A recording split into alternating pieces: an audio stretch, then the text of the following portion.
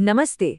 वैदिक ज्योतिष की दुनिया में एक ऐसी शक्ति है जिसके बारे में बहुत कम बात होती है, जो अक्सर कह सकते हैं नजरअंदाज हो जाती है। आज हम उसी भूली हुई शक्ति के बारे में जानेंगे, नक्षत्र।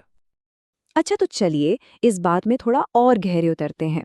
ये बात कितनी दिलचस्प है ना, कि जब भी कोई पीड़ा या परेशानी होती है तो हम ग्रहों की पूजा करते हैं, दान करते हैं, जप करते हैं, लेकिन नक्षत्रों को एकदम भूल जाते हैं।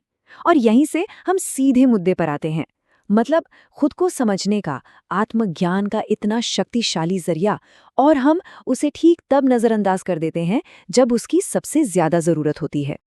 तो चलिए आज इसी भूली हुई शक्ति के रहस्य से पर्दा उठाते हैं और समझते हैं कि आखिर ये नक्षत्र इतने जरूरी, इतने महत्वपूर्ण क्यों हैं। देखिए, बात यह है कि हमारे जो प्राचीन वैदिक ऋषि थे, वो जानते थे कि कहानी सिर्फ ग्रहों पर खत्म नहीं होती। उन्होंने महसूस किया कि ग्रहों की चाल, हाँ, वो जरूरी है, लेकिन वो पूरी कहानी नहीं है।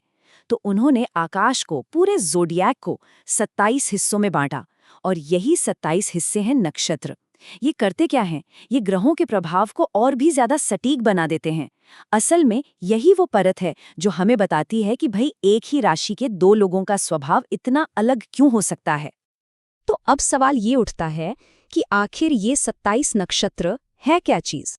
ये जो नंबर है ना 27, ये बहुत महत्वपूर्ण है। ये वैदिक ज्योतिष में आकाश के सबसे बुनियादी, सबसे मौलिक विभाजन को दिखाता है। तो नक्षत्र को आप ऐसे समझें, इसे चंद्रमंडल भी कहते हैं। ये असल में 27 तारा समूह हैं, मतलब कॉन्स्टलेशंस, जिनसे होकर चांद, हमारा चंद्रमा, अपनी यात्रा पूरी करता है। और ये सब मिलकर ही असली चंद्र राशि बनाते हैं, जो हमारी इमोशनल साइड पर, हमारे मन के स्वभाव पर बहुत गहरा असर डालती है। इसे समझने का एक बहुत आसान तरीका है। हम सब 12 राशियों के बारे में तो जानते ही है ना, मेष, वृषभ वगैरह। तो अब बस इतना सोचिए कि हर एक राशि को, जो आकाश का 30 डिग्री का एक टुकड़ा है, उसे 3 और छोटे छोटे हिस्सों में बांट दिया गया है। और बस यही 3 हिस्से नक्षत्र हैं। इसी वजह से हर राशि के अंदर भी अलग अलग तरह की ऊर्जा और पर्सनैलिटी देखने को मिलती है। ठीक है, तो अब हमें ये तो पता चल गया कि नक्षत्र क्या है। तो अब देखते हैं कि एक नक्षत्र का स्वरूप कैसा होता है, मतलब उसकी बनावट कैसी होती है। हम एक नक्षत्र को समझेंगे और वो एक तरह से बाकी सभी 27 के लिए एक ब्लूप्रिंट, एक मॉडल का काम करेगा। और इसकी शुरुआत करने के लिए सबसे पहले नक्षत्र से बेहतर और क्या हो सकता है, अश्विनी नक्षत्र। अब देखिए, यहाँ से बात और भी दिलचस्प हो जाती है। हमें पता चलता है कि हर नक्षत्र अपने आप में कितना गहरा है। अश्विनी को ही ले लीजिए। इसके देवता हैं अश्विनी कुमार। कौन है वो? देवताओं के वैद्य, मतलब हीलिंग और नई ऊर्जा से जुड़े हैं। तो जाहिर है इस नक्षत्र में जन्मे लोगों में खुद को या दूसरों को हील करने की एक नेचुरल सी क्षमता हो सकती है। फिर इसके स्वामी है केतु, एक ऐसा ग्रह जो स्पिरिचुअल बिगिनिंग्स और एंडिंग्स दोनों को दिखाता है। ये अश्विनी की नई शुरुआत वाली एनर्जी से एकदम मेल खाता है। बात यहीं खत्म नहीं होती। इसका अपना एक पेड़ है कुचला, एक प्राणी है घोड़ा, जो इसकी रफ्तार, इसकी ऊर्जा, इसकी शक्ति को दिखाता है।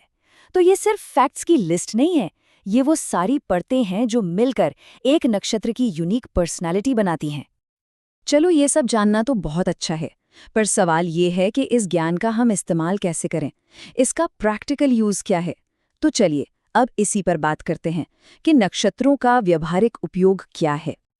तो देखिए, अपने जन्म नक्षत्र की एनर्जी से जुड़ने के लिए 3 बहुत ही पावरफुल तरीके बताए गए हैं। पहला तो है मंत्र जाप, इससे आप नक्षत्र की डिवाइन एनर्जी से कनेक्ट होते हैं। दूसरा है उस नक्षत्र से जुड़े हुए पेड़ की सेवा करना, जैसे अश्विनी के लिए कुचला का पेड़। और तीसरा तरीका है पूजा और दान। ये उस नक्षत्र के जो पॉजिटिव गुण हैं उन्हें एक्टिवेट करता है। तो मतलब सीधा सा है, इन तरीकों को अपनाकर कोई भी अपने नक्षत्र के पॉजिटिव इन्फ्लुएंस को और भी मजबूत कर सकता है, और इससे जीवन में ज्यादा बैलेंस और फायदा लाया जा सकता है। और आखिर में ये सब बातें जुड़कर एक ही जगह आती हैं, अपनी असली पहचान को खोजना। और इसके लिए सबसे जरूरी मार्गदर्शन क्या है, वो ये कि आपका जन्म नक्षत्र कैसा है और आपके जीवन पर क्या प्रभाव दे रहा है। इसे गहराई से समझने के लिए किसी विद्वान पंडित या ज्योतिषी से संपर्क करना ही सबसे सही रास्ता है, क्योंकि पर्सनलाइज्ड गाइडेंस, विशेषज्ञ मार्गदर्शन बहुत जरूरी है। तो आज की इस पूरी बातचीत के बाद सवाल बस एक ही बचता है, क्या हम सब अपने नक्षत्र की इस छिपी हुई शक्ति को खोजने के लिए तैयार हैं?